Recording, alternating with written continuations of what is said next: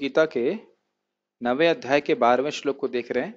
पिछले श्लोक पे हमने देखा था कि भगवान ने कहा कि जो लोग मूर्ख हैं वह उनको सामान्य मनुष्य मानते हैं और इस प्रकार से भगवान का उपहास करते हैं जब भगवान यहाँ पे अपने निराकृति रूप पर ब्रह्म स्वरूप को प्रकट करते हैं। अब इस श्लोक में भगवान बताएंगे कि ऐसे लोग जो भगवान का उपहास करते हैं उनका क्या होता है। तो मेरे पीछे माइक बोली। मोघाशा मोघ कर्माणो मोघश मोघकर्माणो मोघ ज्ञाना विचेतसः मोघज्ञानाविचेतसः राक्षसीम् आसुरीं चैव राक्षसीम् आसुरीं चैव प्रकृतिं मोहिनीं श्रिताः। प्रकृतिं मोहिनीं श्रितः। मोघाशा मोघकर्माणो मोघश मोघकर्माणो मोघज्ञाना विचेतसः मोघज्ञानाविचेतसः राक्षसीम् आसुरीं चैव राक्षसीम् आसुरीं चैव प्रकृतिं मोहिनीं श्रिताः। प्रकृतिं मोहिनीं श्रितः। एक अद्भुत है कि 12 और 13 में अलग अलग दिखा रहे हैं। 12 में दिखा रहे हैं कि जो मोहिनी प्रकृति को आश्रित होते हैं वो कैसे होते हैं। 13वें में दिखाएंगे जो देवी प्रकृति को आश्रित होते हैं वो कैसे होते हैं। तो हम दोनों को चर्चा करने का प्रयास करेंगे। शब्दों को देखिए। मोघ आशा, मोघ मतलब निष्फल, अमोघ मतलब जो निष्फल नहीं होता है। तो मोघ मतलब क्या हो गया? निष्फल। निष्फल हो जाएगी आशा। ये उन लोगों के लिए है जो भगवान के धाम जाना चाहते हैं। और प्रभुपाद जी का तात्पर्य मुझे समझ में नहीं आता था कि ऐसा कैसे हो सकता है जो भगवान का भक्त है, भगवान के पास जाना चाहता है, उसकी आशा कैसे विफल हो जाएगी। और क्या ऐसे भी लोग होते हैं जो भगवान कृष्ण का उपहास करते हैं और फिर भी अपने आप को भक्त मानते हैं? यह भी एक आश्चर्य की बात है। तो उसको ये बहुत आश्चर्यजनक बातें हैं जो इस श्लोक में आप सीखने वाले हो।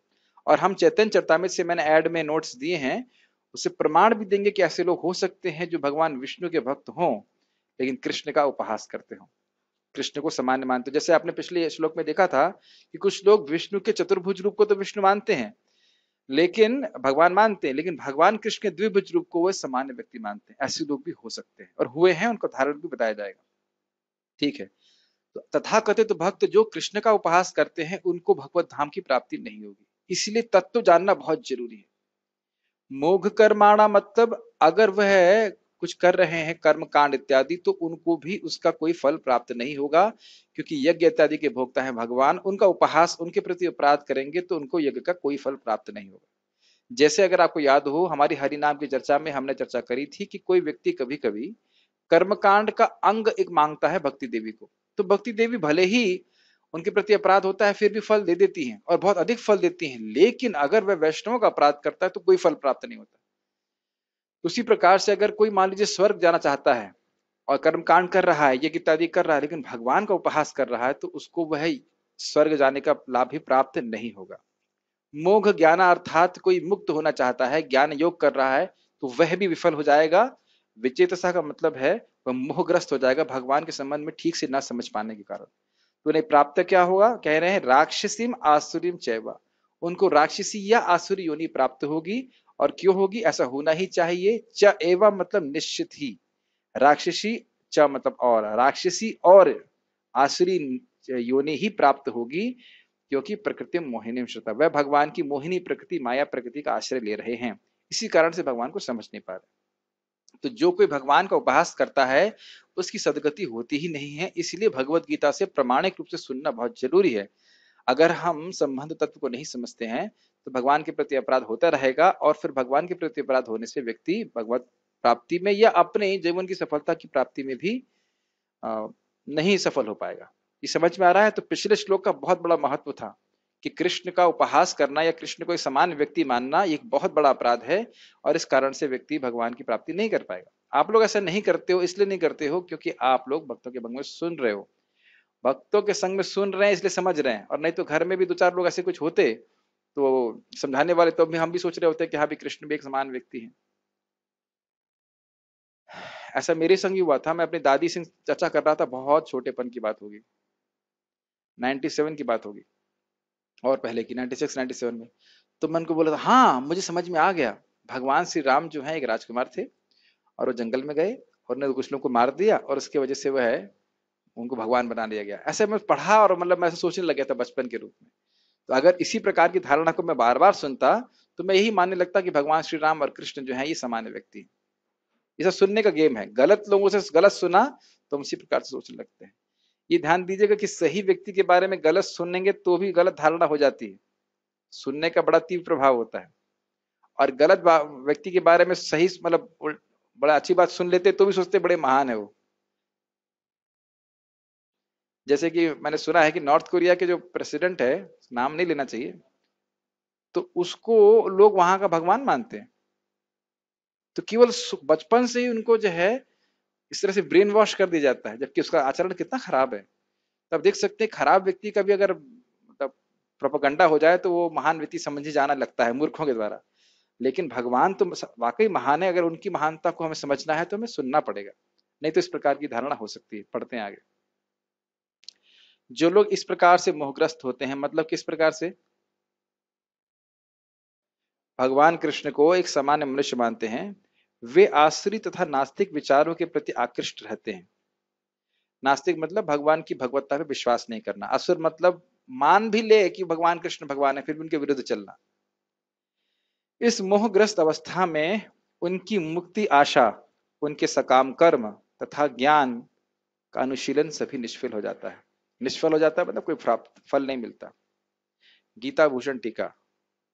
उन लोगों को क्या गति प्राप्त होती है जो आपने नहीं होना चाहिए, आपके मानव रूप का उपहास करते हैं और यह सोचते हैं कि यह एक भौतिक रूप है और महान पुण्य कर्मों के कारण महान शक्ति को प्राप्त हुआ है। याद आ रहा है कल की चर्चा में क्या हुआ था? कुछ लोग सोचते हैं कि कृष्ण एक राजकुमार हैं जो पुण्य कर्मों की वजह से राजवंश में पैदा हुए और कुछ शक्तियों से विभूषित थे, वे महापुरुष थे, लेकिन भगवान नहीं, भगवान तो कोई और है।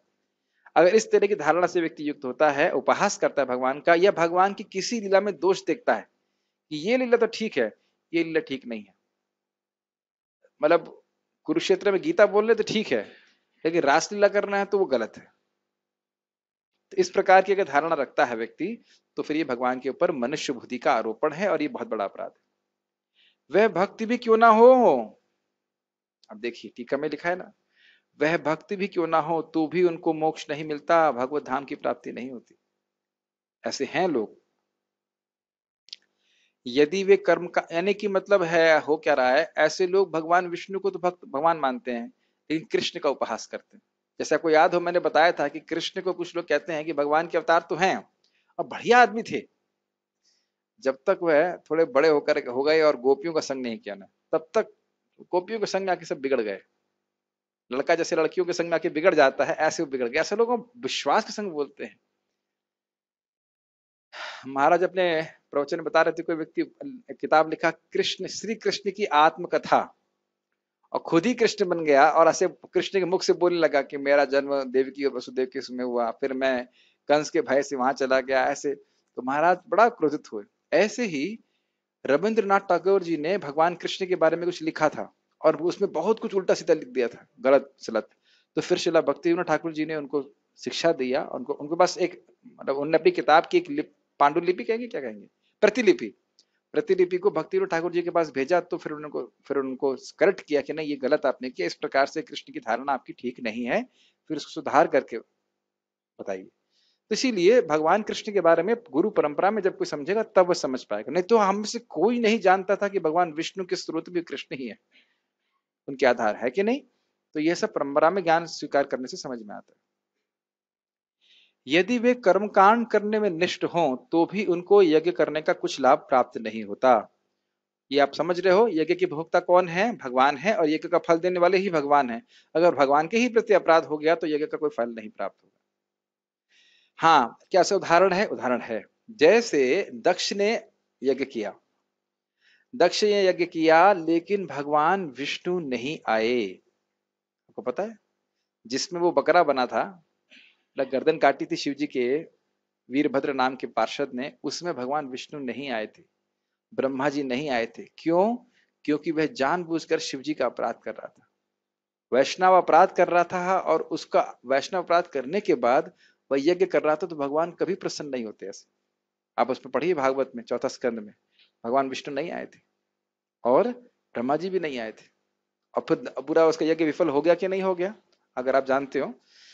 बाद में शिव जी गुस्सा हो जाते हैं, उसके बाद शिव जी वीरभद्र को भेज देते हैं इस प्रकार से। तो हम देख रहे हैं क्योंकि उसने जानबूझ करके ऐसा यज्ञ किया था, शिव जी को ना बुलाए ताकि उनकी अवहेलना हो, उनको नीचा दिखाया जाए। तो इस प्रकार से अगर कोई भक्तों का अपराध कर रहा है, भगवान का अपराध कर रहा है, तो ऐसे यज्ञ से कोई फायदा नहीं है। यदि वे वेदांत आदि पठन में निष्ठ हों तो उस अध्ययन का उन्हें कोई लाभ प्राप्त नहीं होता। वेदांत का अध्ययन करने से क्या होता है? अज्ञान नष्ट होता है, अविद्या नष्ट होती है, लेकिन कुछ नहीं होगा। ध्यान देना चाहिए किसी भी सिद्धि को प्राप्त कराने वाले भगवान कृष्ण ही हैं। मुझसे एक व्यक्ति ने पूछा, चलिए ये प्रश्न मैं आपसे कर लेता हूं, अब इसी को समझ लेते हैं इसी कंटेक्स्ट में, कि कि भगवान ने कहा भगवान ने ये कहा कि फोन फोन नहीं बजना चाहिए क्लास के बीच में। तो मान लो गीता बोल रहे भगवान, इतने अर्जुन के, अरे एक मिनट रुकिए, अभी घर से फोन आया है, द्रौपदी फोन कर रही है, सब्जी लेके आना। तो ठीक है, रुको कहाँ पे थे हम लोग। भगवान ने कहा कि भाई मेरी माया से वही व्यक्ति पार हो सकता है जो मेरी शरण ले। क्या श्लोक है? दैवी ऐसा गुणमयी मम माया दुरत्या मामे वे प्रपद्यन्ते माया में ताम तरन्ति ते। लेकिन उनका प्रश्न नहीं था, कुछ लोग ऐसे ज्ञानी हैं जो भगवान की शरण नहीं लेते, तो क्या ज्ञानी मुक्त नहीं होगा? क्या उत्तर है? नहीं होगा। श्रेयम स्थितिम भक्ति मुदस्तप्ते विभो क्लिश्यन्ति ये केवल बोध लब्धये क्लेश तेषामसौ क्लेशल एव शिष्यते नान्यद यथा स्थूल तुषाव घाति नाम। जैसे अभी हम लोग भूसा खरीद रहे हैं, तो भूसे को कूटेंगे तो उसमें से कितना आटा निकलेगा? शानो प्रभु बताएंगे उसका उत्तर।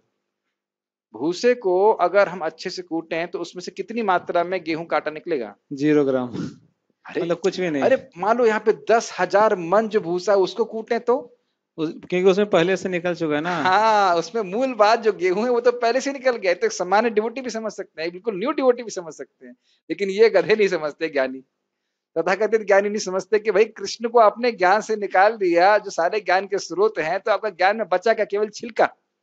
और 10,000 मन अगर कोई भूसा कूटे तो परिश्रम होगा ना। तो वही बोलते हैं केवल परिश्रम ही हाथ लगेगा, कुछ नहीं मिलेगा। इस प्रकार से तेषाम असौ क्लेशल एव शिष्यते, मतलब कूटने में भी ज्ञान पढ़ रहे हैं, वेद अध्ययन कर रहे हैं, वह भी मेहनत वाला हुआ, और लाभ क्या हुआ? कुछ भी लाभ प्राप्त नहीं हुआ। तो भक्ति को छोड़कर, भगवान के आश्रय को छोड़कर कोई मुक्त भी नहीं हो सकता है। समझ रहे हैं? तो भगवान का अनादर करने से, यहां तक कि भगवान का अनादर करने से ज्ञानी व्यक्ति नीचे आ जाता है। क्या है वो श्लोक? ब्रह्मा नहीं है, तुष्माद पदांग्रह, अनादृत युष्मात पदांग्रह, येर्विंदाक्ष विमुक्त मानिनस्तयस्त भावाद अविशुद्ध बुद्धयो आरुह्य कृच्छेन परम पदम तथा पदंति नादृत युष्मात पदांग्रह। कि जो व्यक्ति आपके चरण कमलों के प्रति अस्त भाव, उसका कोई भाव नहीं है, कोई भगवान कृष्ण के प्रति भक्ति नहीं है, तो बहुत मेहनत करके बहुत ऊंचे पद को प्राप्त भी कर ले, ब्रह्म पद भी प्राप्त कर ले, फिर भी वो नीचे गिर जाता है। पतंती अधा, प्रभुपाद बोलते हैं तो नीचे गिर रहा हो, पतंती, नीचे गिर जाते हैं, क्योंकि भगवान की भक्ति उनमें नहीं होती। तो आप समझ रहे हैं, तो जो ज्ञानी लोग हैं उनके अध्ययन का भी कोई लाभ नहीं होता। जैसे मैं अपने कई बार उदाहरण दिया है, हमारे एक बार मैं लखनऊ में गया था, घर के पास में हम किताब वितरण कर रहे थे, एक व्यक्ति के पास गए कृष्ण बुक देने के लिए। तो मैंने कहा कि ये पुस्तक आपके पास है, गीता है? कहते नहीं नहीं, मैं सारे उपनिषद पढ़ चुका हूँ, उपनिषद का कोई भी मंत्र मुझसे पूछ लो। मैंने कहा कि आपको हरे कृष्ण मंत्र पता है? तो वो नहीं पता। तो हमने कहा फिर सारे उपनिषद के मंत्र पढ़ने का फायदा क्या हुआ? या कृष्ण भगवान है ये पता नहीं है तो फायदा क्या हुआ? और जैसे मैं कई बार उदाहरण दिया, हमारे एक भक्त घर गांव में हम लोग गए, तो वहां जिस व्यक्ति के हम लोग रुके थे या कुछ समय के लिए प्रसाद पा रहे थे, तो बता रहे थे कि उन्होंने 35 भागवत कथा करी है, लेकिन उनको ये नहीं पता कि भगवान कौन है। तो अब देख सकते हैं कि केवल थोथी भूसी, थोथी भूसी समझ रहे हैं, जिसमें गेहूं कुछ है नहीं, उसको कूटा जा रहा है 35 भागवत के बाद भी। तो इसका मतलब है कि जो बोलने वाला है वह भी अद्भुत होगा और सुनने वाला भी अद्भुत होगा। खैर, ऐसा क्यों? क्योंकि वे मोहित रहते हैं। और मेरे नित्य सिद्ध मनुष्य सन्निवेश साक्षात पर ब्रह्म स्वरूप को बहिष्कार करने के पाप के कारण अपने विवेक को नष्ट किए रहते हैं। क्या मतलब है? नित्य सिद्ध मनुष्य सन्निवेश मतलब भगवान का जो द्विभुज रूप है वह भगवान के स्वरूप में हमेशा ही रहता है। चाहे द्विभुज रूप प्रस्तुत करें चाहे चतुर्भुज रूप, वही मानुष रूप ही है, उनका मानव जैसा रूप है, नराकृति रूप है, लेकिन वो परब्रह्म ही है।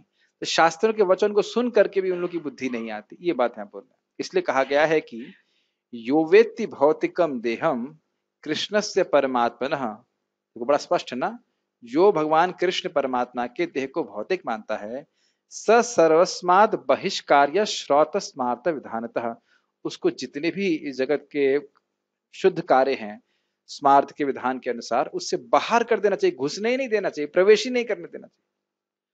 अच्छा मान लो दिख जाए तो कह रहे हैं मुखम तस्यावलोक्यापि सचेलम स्नानम आचरेत, अगर ऐसे व्यक्ति का मुख देख लीजिए तो आपको कपड़े सहित स्नान करना है। तो देखने मात्र से वो अपवित्र कर रहा है। एक बार मैंने प्रवचन में बोला था कि भाई हमारे आसपास जो व्यक्ति है वह भी हमको प्रभावित करता है। तो व्यक्ति ने बोला ऐसा कैसे होता है? तो देखिए प्रमाण है, जो व्यक्ति भक्त नहीं है उसको देखने मात्र से हम पाप से युक्त हो जाते हैं, और भक्तों को देखने मात्र से हम पवित्र हो जाते हैं। केवल इस तिलक देखने मात्र से पाप नष्ट हो जाते हैं। तो फिर आप समझ सकते हो कि उसको क्या गति होगी। सारे विधि विधानों से बाहर है क्योंकि कृष्ण की ही पूजा नहीं कर रहा है। एक छोटा सा उदाहरण दूंगा, समझ में आ जाएगा। नाम नहीं बोलूंगा लेकिन उदाहरण समझ में आ जाएगा। एक मंदिर में कुछ ब्रह्मचारी थे जो प्रेसिडेंट के खिलाफ चले गए, प्रेसिडेंट से झगड़ा करने लगे। बाकी सब ब्रह्मचारी उससे अच्छे हैं। समझ तो गए होंगे मैं क्या बात कर रहा हूं। तो अब बताइए कि क्या उनको सस्पेंशन मिलेगा कि नहीं मिलेगा? भाई तुम सबसे सबसे अच्छा कर रहे हो लेकिन अध्यक्ष से ही झगड़ा कर रहे हो, सस्पेंशन मिल जाएगा। तो अगर सारे देवताओं की पूजा कर रहा है उसी प्रकार से कृष्ण से ही झगड़ा कर रहा है, कृष्ण को ही नहीं मानता, तो प्रॉब्लम आएगी। प्रिसाइडिंग डेटी किसी भी यज्ञ की कौन है? भगवान कृष्ण है कि नहीं? उनको ही तुमने किनारे कर दिया तो तुम्हें यज्ञ का फल कौन देगा? ये देखिए ऐसे लोग होते हैं। आप लोग तो डिवोटी हैं, मैं बोल रहा हूं कि उसी प्रकार से भगवान कृष्ण की अवहेलना करना, उपेक्षा करना, ये बहुत बड़ा अपराध है। और जैसे आप महाप्रभु की वाणी सुनते हैं ना, चारी आश्रमे यदि कृष्ण नहीं भजे सकर्म करीते से ही रौरव पड़ी मजे। चारी आश्रम को बहुत बढ़िया से पालन कर रहा है लेकिन कृष्ण का भजन नहीं कर रहा है तो वह कर्म करते हुए भी नरक में गिरेगा। यही बात हम यहाँ पे भी देख रहे हैं। जो व्यक्ति भगवान के शरीर को भौतिक मानता है उसे सभी प्रकार के अनुष्ठान और श्रुति स्मृति की क्रियाओं से बहिष्कृत कर देना चाहिए। कदाचित उसके मुख का दर्शन हो जाए तो वस्त्र समेत गंगा जी में स्नान कर लेना चाहिए ताकि दूषण से मुक्त हुआ जा सके। बृहद विष्णु स्मृति। तो थोड़ा थोड़ा गंगा जल जो है जेब में लेके घूमना चाहिए। अभी तो लॉकडाउन है तो भक्तों को ही देख रहे हैं, लेकिन देखिए ऐसा मत सोचिए कि ऐसे लोग नहीं होते। कितने लोग आपको ऐसे मिलेंगे जो कहेंगे निराकार है, सभी एक हैं, दुर्गा जी, शिव जी, कृष्ण जी सब बराबर है, वही माया है। इस प्रकार की बातों को लेकर वो चलते हैं। इसीलिए महाप्रभु मायावादी सन्यासियों से नहीं मिलते थे। तो उनको क्या फल प्राप्त होता है?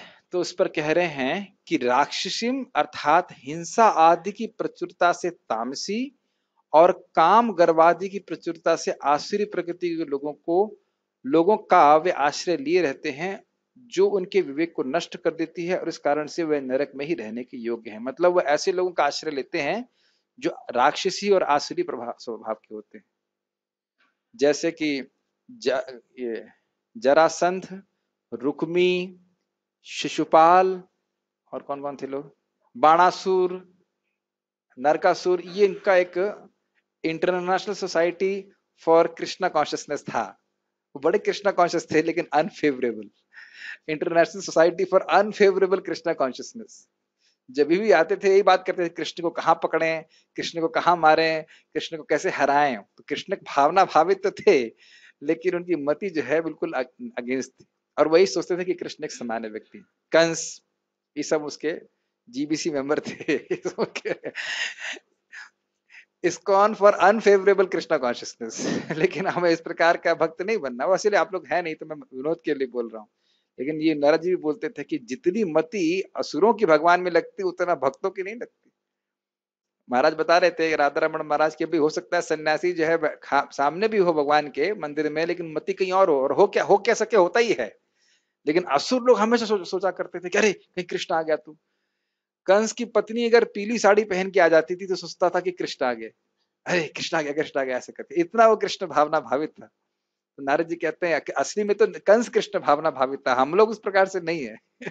लेकिन ये तो खैर उनके भाव है कहने का, लेकिन इस प्रकार की इनकी भावना रहती है। तात्पर्य पढ़िए हम कृष्ण प्रभु।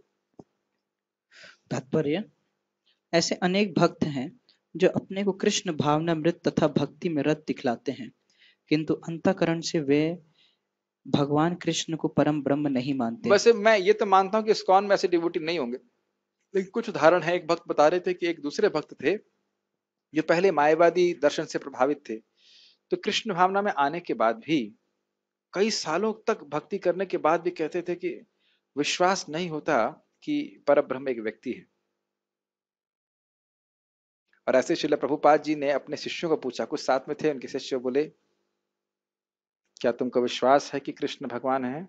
ऐसे आंखों में आंखें देख करके जब प्रभुपाद जी ने इस प्रकार से पूछा तो वह एकदम से कुछ नहीं बोल सके। और प्रभुपाद ने कहा कि अगर कुछ लोग भी मेरे पास हों जिनको विश्वास हो, कुछ नंबर बताता 6 या 10 जो भी था, जिनको पूर्ण विश्वास हो कि कृष्ण भगवान हैं, तो हम 18 दिन में पूरे विश्व को जीत सकते हैं। और ये हुआ है, ऐसा नहीं है। आप देखिए 18 दिन के अंदर युधिष्ठिर महाराज, 5 पांडव कह लीजिए, वह जंगल से पूरे विश्व के राजा बन गए। ये मत सोचिए कि भगवान दे नहीं सकते। इसमें प्रभुपाद जी की कठोर बात यह है कि भगवान तुमको पूरा जगत दे सकते हैं, लेकिन तुम क्या करोगे? सो जाओगे, सो जाओगे। हम लोग हैंडल भी नहीं कर सकते, इसलिए भगवान दे भी नहीं रहे।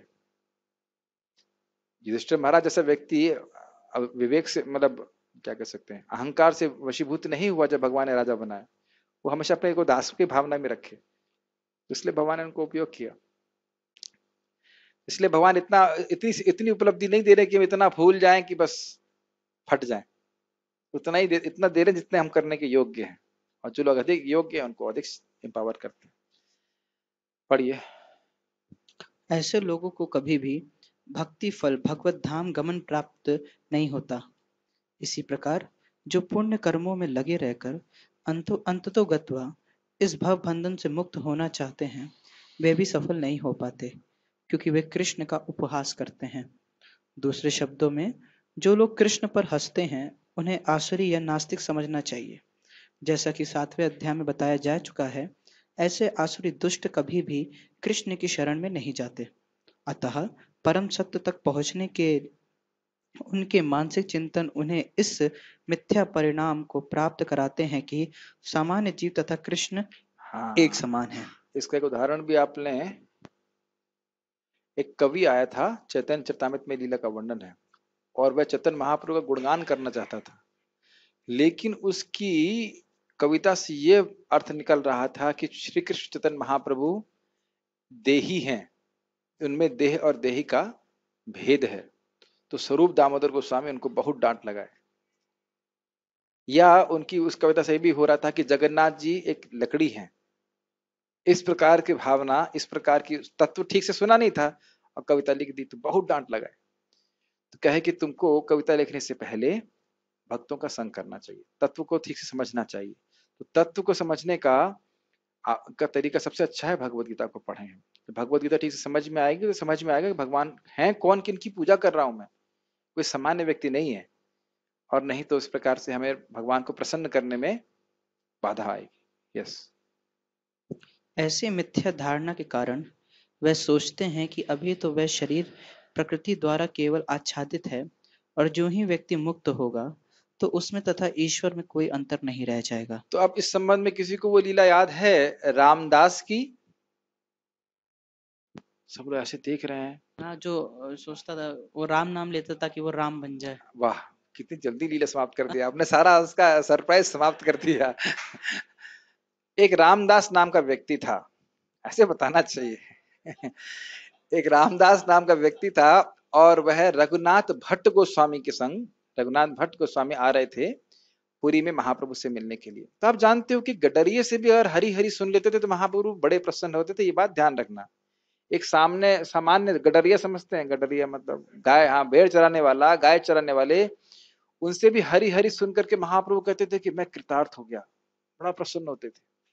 निरपराधिक रूप से जप कर रहा है और कोई भगवान के प्रति अपराध नहीं कर रहा, भगवान बड़ा प्रसन्न होते थे। अब कट टू सीन कट, अब हम आ जाते हैं रामदास जी के पास। रामदास जी, रामदास विश्वास नाम था उनका, ये कायस्थ परिवार से थे, शूद्र परिवार से थे। और जब रघुनाथ भट्ट मतलब ब्राह्मण परिवार, तो रघुनाथ भट्ट गोस्वामी जो है जब आ रहे थे महाप्रभु से मिलने के लिए, तो ये उनके संग हो लिए और ये 24 घंटे राम राम करते थे, बड़ी नम्रता से बाह्य रूप से सबकी सेवा किया करते थे।